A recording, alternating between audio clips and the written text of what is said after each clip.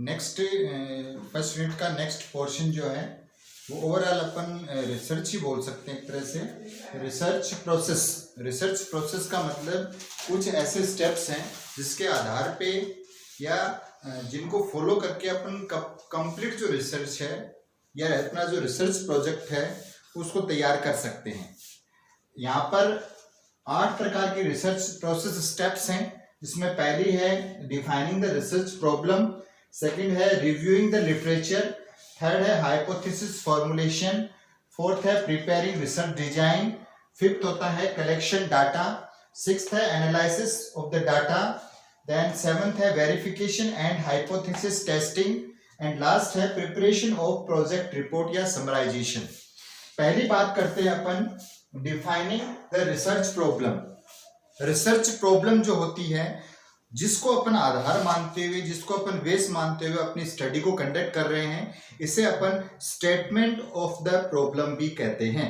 Statement of the problem जो particular research है उसका टॉपिक होता है, उसका एक प्रकार से एग्जैक्ट डेफिनेशन अपन इसको बोल सकते हैं।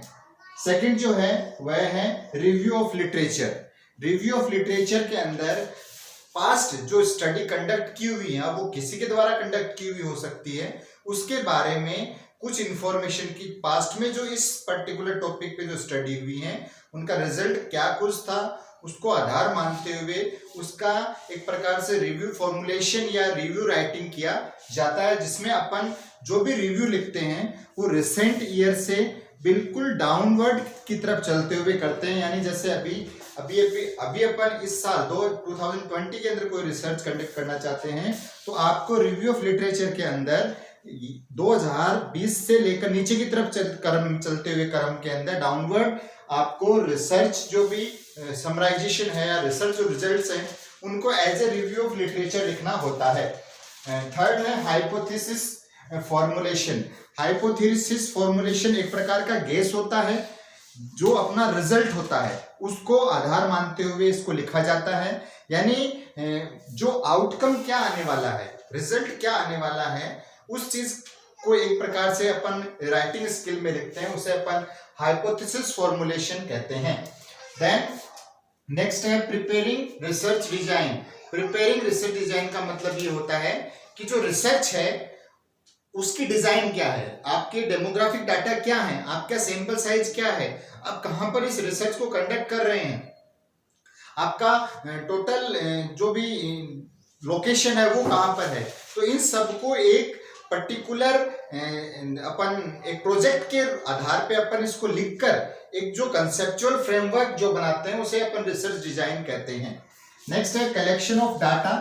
कलेक्शन ऑफ डाटा में कहां पर आप डाटा कलेक्शन, किस आप ग्रुप में, कंट्रोल ग्रुप है या कौन सा ऐसा ग्रुप है जिसपे आप रिसर्च स्टडी को कंडक्ट करना चाहते हैं, और वहां पर आप उस रिसर्च को या जो भी आपका डाटा है जो आपको चाहिए वहां पर कलेक्ट कर रहे हो। आप जैसे फॉर एग्जांपल आप क्वेश्चनियर कर रहे हो, आप इंटरव्यू मेथड यूज कर रहे हो, तो वहां से जो आपको फीडबैक आप प्राप्त कर रहे हो उसे अपन कलेक्शन ऑफ डाटा कहते हैं।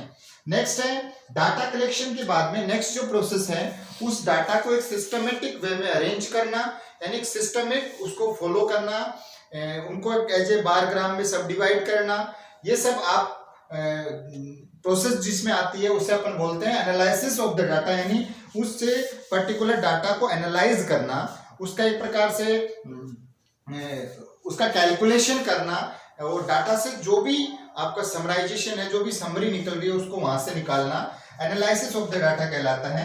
नेक्स्ट है verification and hypothesis testing. Verification का मतलब ये होता है कि जब आपका रिसर्च स्टडी पूरा होने कंप्लीशन की तरफ होता है तो आपको हर एक डाटा को वेरीफाई करना होता है कि आपका सैंपल साइज सही था, आपका जो भी वैलिडेशन था, आपका जो भी फॉर्मुलेशन था वो सब कुछ सही था या नहीं था। या साथ में इसको अपन कोरिलेट करते हैं हाइपोथेसिस फॉर्मुलेशन के साथ में भी, क्योंकि लास्ट के अंदर ये देखा जाता है कि जो हाइपोथेसिस आपने फॉर्मुलेशन किया था वो करेक्ट है या इनकरेक्ट है। यानी जो भी हाइपोथेसिस आपने बनाई थी उसके साथ आपका डाटा कोरिलेशन कर रहा है या नहीं कर रहा है। यदि कर रहा है तो आपका हाइपोथेसिस करेक्ट है, आप सही डायरेक्शन में चले हो। यदि वो उसके साथ कोरिलेशन नहीं कर रहा है तो इसका मतलब हो सकता है कि कहीं ना कहीं कोई त्रुटि या कुछ मिसमैच हुआ है जिसके आधार पे ये मान सकते हैं कि रिसर्च स्टडी अच्छे से कंडक्ट नहीं हुई है। लास्ट में जब आपका हाइपोथेसिस टेस्टिंग कंप्लीट हो जाता है उसके बाद में प्रिपरेशन ऑफ प्रोजेक्ट रिपोर्ट, या एक प्रकार से अपन इसको समराइजेशन भी बोल सकते हैं, समरी भी बोल सकते हैं। तो ये समराइजेशन की जो प्रोसेस है उसको परफॉर्म किया जाता है, यानी कंप्लीट जो आपका इवैल्यूएशन है उसको एक सार के रूप में, एक समरी के रूप में, कंक्लूजन के रूप में राइट किया जाता है, लिखा जाता है। और इसी समराइजेशन या समरी को कंक्लूजन कहते हैं। और जो भी आपका राइटिंग होता है, जो भी आर्टिकल राइटिंग होता है, वो इसी समराइज जो भी समरी होती है इस पे बेस्ड होता है। Thank you.